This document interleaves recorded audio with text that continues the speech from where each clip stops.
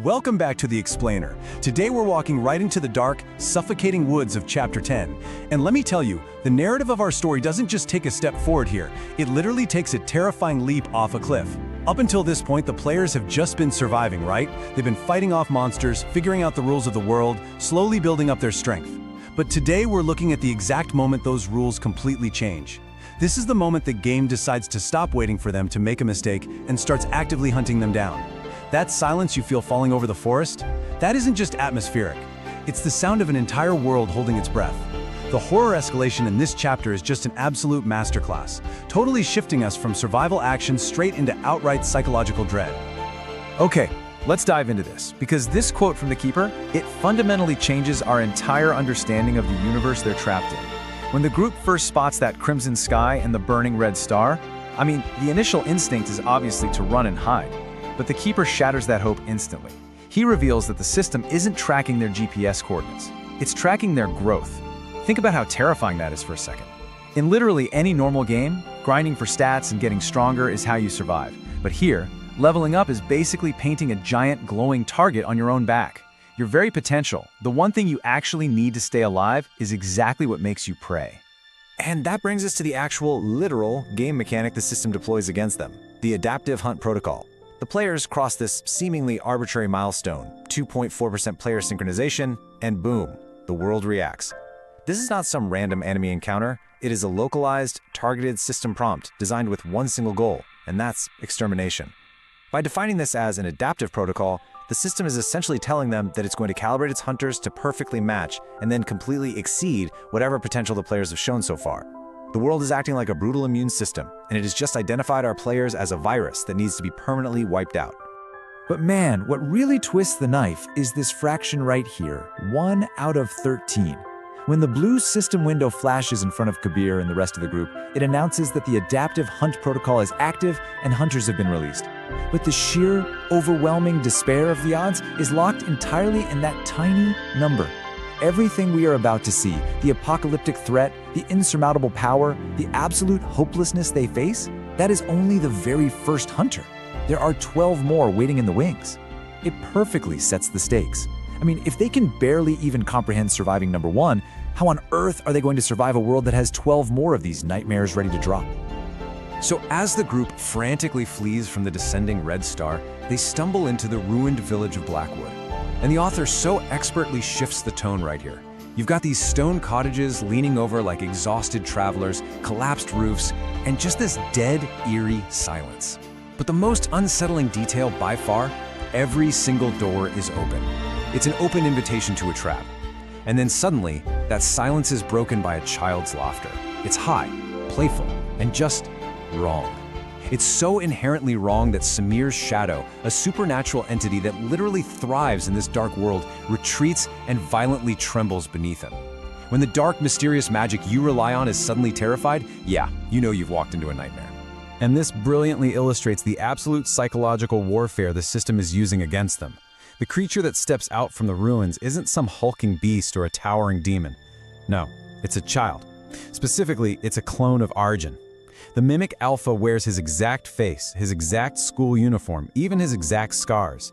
Every single strand of hair is identical. But the uncanny valley effect is pushed to the absolute maximum with one horrifying difference. Its eyes are completely crimson. It just tilts its head and smiles, acknowledging Arjun as the original. It's deeply, deeply unsettling because it forces the players to fight a warped, corrupted reflection of their own humanity. And that psychological dread? It's immediately backed up by hard, unforgiving system data. When the World Hunter is officially identified as Mimic Alpha, we get this fatal data drop. Level, triple question marks. Now, in any progression system, levels give you a sense of scale, right? They give you a goal. Seeing question marks instead of numbers is the game's way of flat out telling you that you don't even have the vocabulary to understand how outmatched you are. We've all walked into a boss room we weren't leveled for, but this isn't a game over screen you can just retry. It's a death sentence. The objective is singular and absolute. Eliminate active players. There's no negotiation, there's no running down a timer. It is them or the Mimic. What follows is this frantic, high-octane sequence that really shows just how incredibly well our group has learned to fight together. The Mimic glitches, suddenly it multiplies into 8 identical smiling Argent. It moves so fast that reality literally blurs around it, instantly devastating Kabir. But the group, they don't break. Rohan's Silver Eye detects the illusions, and Samir's terrified shadow manages to point out the one true original hiding among the fakes. Without missing a single beat, Vikram slams his palms into the earth, erupting a stone prison right around the true Mimic, and Kabir unleashes his ultimate attack, Abyss Fire, directly into the confined space. It is a perfect, desperate, and flawless tactical flow. For exactly 3 seconds, they actually think they've won. But as the smoke clears, the absolute dread settles in. The Mimic stands there, completely untouched. And worse, it slowly claps its hands, literally applauding their effort. Excellent teamwork, it says. The transition here is jarring in the absolute best way possible. We just watched our protagonists execute their absolute best combination attack. They played it flawlessly, and the narrative immediately drops the bombshell that their flawless execution meant absolutely nothing. The monster wasn't even defending itself, it was just observing them. Now, what's really interesting about this slide is how the system warning that flashes next completely twists the knife on that concept of potential we talked about earlier. The Mimic wasn't just surviving the attack, it was analyzing it. The enemy has acquired Abyss Fire. The monster literally stole Kabir's ultimate power just by being hit by it. And that final bullet point there, further exposure increases copied abilities. That is a literal death sentence. It means they can't even fight back. Every single time they use a skill, a spell, or a tactic, they are just handing the Mimic a brand new weapon to use against them. The Mimic then speaks, but it's in the distorted voice of the developer, delivering this crushing existential rule. Players adapt, hunters evolved faster. This isn't just a taunt, it's the fundamental law of this new phase of the game. Our heroes have survived by adapting to their harsh environment. But adaptation is reactive, it's slow. Evolution? Evolution is transformative.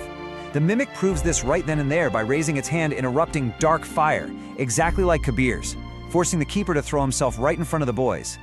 The Keeper is left coughing up blood just to barely block the stolen attack with his blue lantern. It violently emphasizes that human ingenuity is currently losing to the system's ruthless efficiency. And just when you think the situation on the ground literally cannot possibly get any worse, the author pulls our attention up to the sky. That crimson star they've been running from, it suddenly expands. But actually scratch that. It isn't growing, it's descending. Something immense is falling through the clouds. The Keeper realizes they are completely out of time, stating flatly that they cannot kill the hunter yet. And as they flee, that burning red object finally emerges. It was never a star. It's a gigantic crimson eye. It opens completely, and its massive pupil focuses directly down on the 5 fleeing players. The scale of the horror just shifted from a local monster to a quiet, cosmic, apocalyptic deity. The entire forest shakes as a voice older than the developer echoes across the world itself. Targets confirmed, commencing the Great Hunt. This isn't a localized battle anymore, folks. It's a global event. And far beyond the trees of Blackwood, dozens of monstrous howls answer that call all at once. That world-shaking announcement solidifies that the system isn't just throwing a tough boss at them. It has mobilized the entire environment against them. Which leaves us with this final, chilling realization. Up until now, the monsters were just obstacles in the game. But now, for the very first time, our heroes realize that the world itself has made a conscious decision. It has marked them. It deployed an unkillable Mimic that steals their powers, and it opened a massive eye in the sky to broadcast their existence to every single nightmare hiding in the dark. So the question we are left with as we wrap up this explainer is this: how do you survive? How do you even adapt when the world itself has definitively decided that you are prey? It's a brilliant, terrifying cliffhanger, and I absolutely cannot wait to explore how they attempt to escape it next time. Keep analyzing, keep questioning, and thanks so much for exploring this with me.